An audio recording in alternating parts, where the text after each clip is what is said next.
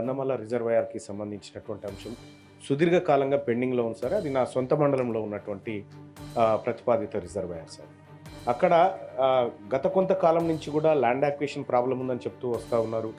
దాన్ని 9 టీఎంసీలు, ఆ తర్వాత 4 టీఎంసీలు, ఆ తర్వాత 1.5 టీఎంసీలు ఇట్లా పదే పదే మార్చుకుంటూ వస్తూ ఉన్నారు సార్. దాదాపు 7 సంవత్సరాలు గడిచింది సార్ దానికి సంబంధించిన అగ్రిమెంట్స్ పూర్తయి. కానీ నేటి వరకు కూడా గంధమల్ల రిజర్వాయర్ నుంచి ఎలాంటి ఒక కార్యక్రమం జరిగినట్టుగా కనిపించట్లేదు సార్. సో గత పాలకుల నిర్లక్ష్యమా ఏం జరిగిందనేది పక్కన పెడితే, వాస్తవానికి అక్కడ ఉన్నటువంటి ఆలేరు నియోజకవర్గానికి ఉన్నటువంటి ఏకైక ఒక పెద్ద సోర్స్ అవుతుంది సార్ గంధమల్ల రిజర్వాయర్ జరిగితే.